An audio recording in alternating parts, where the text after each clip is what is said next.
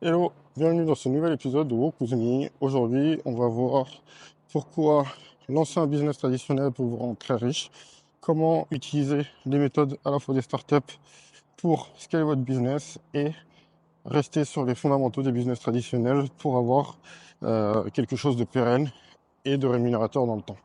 En toute chose, je me présente, je suis Alex, fondateur de Better People. On accompagne les entreprises dans leur stratégie IA au quotidien, des PME et des ETI, donc des business traditionnels, on en voit beaucoup passer. Et je vais vous expliquer dans cette vidéo comment ça peut vraiment être pertinent de lancer un business traditionnel aujourd'hui. Avant toute chose, qu'est-ce qu'on met dans les business traditionnels? Les business traditionnels, ça va être des business qui ont pignon sur rue et qui sont pas très à la mode aujourd'hui à l'heure des startups. Tout le monde veut faire des startups, mais très peu de gens font réellement de l'argent avec les startups. Ce qui est intéressant avec les business traditionnels, c'est que c'est des business models, donc une façon de gagner de l'argent qui est assez standardisée, éprouvée, qui fonctionne, et juste, qui n'ont pas le vent en poupe aujourd'hui. Et je pense que les techniques des startups peuvent remettre au goût du jour ce genre de business. Donc on peut avoir des business de services traditionnels comme plombier, électricien, euh, tous les services du BTP. On peut avoir du service à la personne, on peut avoir du toilettage canin, les dog sitters. Donc on peut avoir de la garde d'enfants, on peut avoir des cours de langue, on peut avoir des boulangeries, des restaurants. On peut avoir vraiment plein de typologies de business que vous pouvez voir habituellement et qui vont faire des TPE ou des PME qui vous entourent. Et aussi le bassin d'emploi qui est en France. Ok. Donc, tous ces business traditionnels, ils ont une problématique qui fait que les gens sont pas hyper enthousiastes à l'idée de monter ces business, c'est que on répète souvent qu'ils ne sont pas scalables. Un business non scalable, c'est un business où servir plus de clients coûte pas moins cher par client de manière significative à chaque fois. C'est-à-dire que par exemple, quand vous faites une application, une fois que l'application elle est faite, donc ça c'est vos coûts fixes, pour créer cette application, que vous ayez un client, 10 clients, 100 clients, 1000 clients ou 1 million de clients, ça va vous coûter le même prix en coût fixe et donc vous allez pouvoir diviser ces coûts par, par client et donc avoir quelque chose de scalable qui va être à l'échelle et qui peut créer des revenus qui sont exponentiels. Le truc avec les business classiques, c'est que ils ont quand même un avantage, c'est que le business model est éprouvé, que souvent acquérir des clients, ça se fait de manière plus ou moins naturelle, donc il faut quand même travailler, mais ça fait des années que les gens acquièrent des clients sur ce type de business, donc pour acquérir de nouveaux clients, c'est assez simple. Euh, il y a souvent beaucoup de personnes qui travaillent dans ces business et qui ont une activité qui tourne, pas parce qu'elles brillent excellemment à gérer un business, mais plus parce qu'elles ont une inertie de marché, parce qu'elles font ça depuis assez longtemps, en restant concentrées et en travaillant régulièrement. Et donc, ça va être des business où l'objectif, c'est pas d'avoir l'idée la plus innovante, d'avoir les personnes les plus intelligentes autour de la table et la capacité d'exécution la plus remarquable, mais ça va être juste de faire ses gammes et travailler longtemps avec acharnement pendant un nombre d'années suffisamment grand pour pouvoir monter un petit business. C'est là que ça devient intéressant de monter ce genre de business à l'heure de la technologie et de les moderniser. En fait, comme c'est des business qui n'ont pas eu besoin de se réinventer pour continuer de vivre, souvent ils ne sont pas adaptés par rapport aux technologies qui peuvent émerger, notamment l'IA.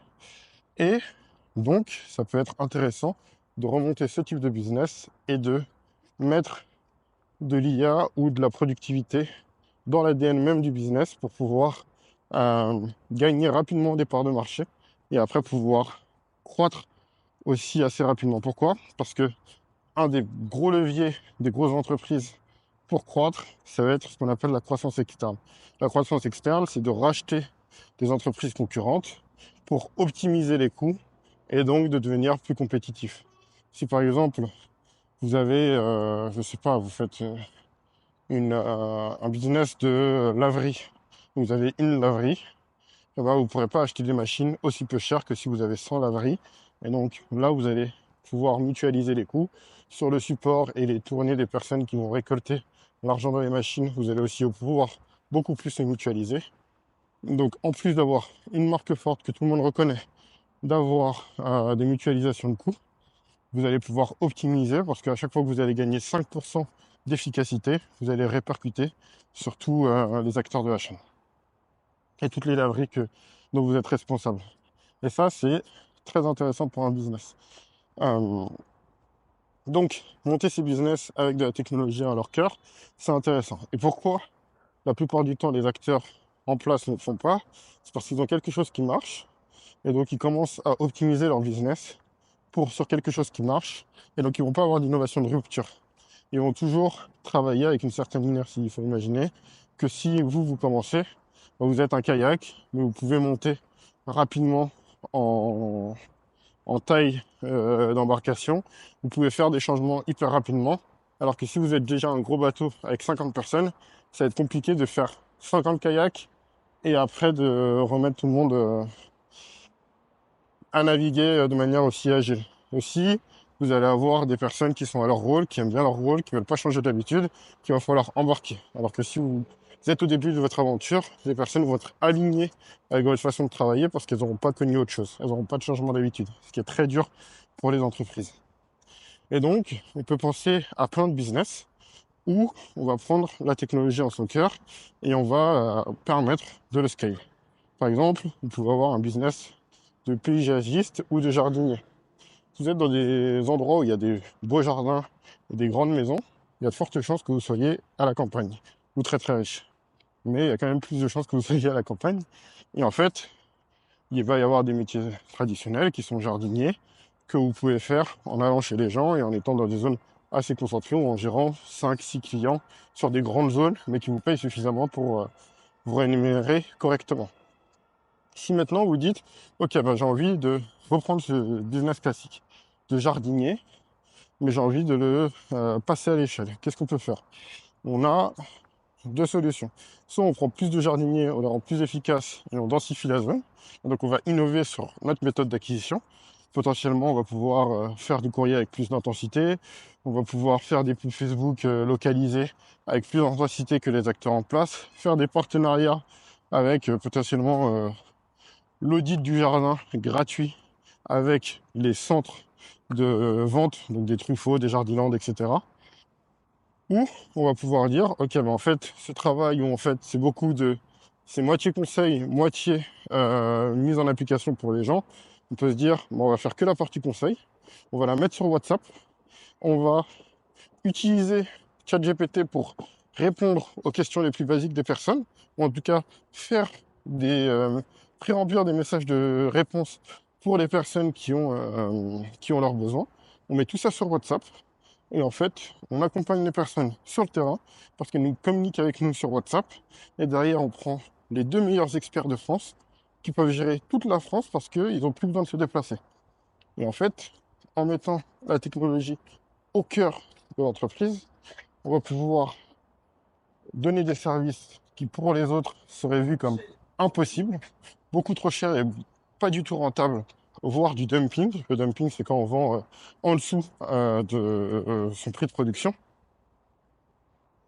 alors qu'on continue de faire des marges et parce qu'on peut avoir une approche du marché hyper agressive. Si vous arrivez à faire ça, par exemple, et que vous signez, je sais pas, 100 clients, eh ben peut-être que les 100 clients, ils vont pas vous poser euh, une question tous les jours. Peut-être que vos 100 clients, vous pouvez leur dire, ok, bah, tous les mois, on fait une petite synthèse d'une demi-heure. Et donc, vous avez 14 demi-heures par jour, 140, 240, 280 demi-heures si vos spécialistes ils font 35 heures. Et donc, vous vous rendez compte que vous pouvez avoir une bonne qualité de service avec seulement deux personnes qui vont faire en tout. Donc, on était à 280 et on va faire 540, je crois, si je me suis trompé, non, 560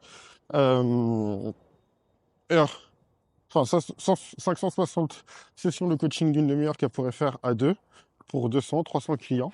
Et en fait, aucun acteur ne pourra se restructurer et s'organiser pour vous concurrencer. Et là, vous avez encore une fois deux choix.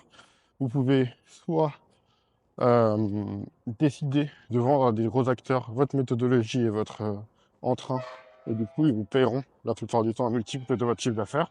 Donc, imaginons que vous vendiez cette prestation à, euh, à 100 euros par mois. Donc, ça veut dire 1200 euros par client, fois 500 clients, ça vous fait 600 000 euros. 600 000 euros, ces acteurs vont le racheter à entre 4 et 6 fois votre chiffre d'affaires. Donc 600 000 euros fois 6, ça fait 3,6 millions. Et ben, vous avez pu faire un exit où vous n'avez pas eu besoin de lever des fonds pour le lancer, parce qu'au final, vous pouvez, c'est un truc de service où vous pouvez gagner de l'argent très rapidement. Vous aurez fait 3,6 millions dans votre poche et vous pourrez relancer la même chose ou relancer quelque chose de légèrement différent ou un service complémentaire avec exactement la même approche. Et en fait, c'est pour ça que monter des business avec de la technologie, ça peut vous faire voir un business classique d'une manière totalement différente. Avec cette manière totalement différente de le voir, vous allez pouvoir le mettre en croissance beaucoup plus rapidement. Et cette croissance, soit vous allez la vendre, soit vous allez construire une boîte qui sera de plus en plus agressive, redéfinir les standards. Et si vos concurrents veulent s'adapter, ben, ils auront beaucoup de mal et vous aurez un avantage concurrentiel sur eux. Voilà, c'est tout pour cette vidéo qui est un peu longue et qui vous montre un peu comment penser un business classique à l'heure de la technologie peut grandement vous aider à faire une bonne qualité de service, une bonne offre et potentiellement plus d'argent qu'une startup classique. Salut!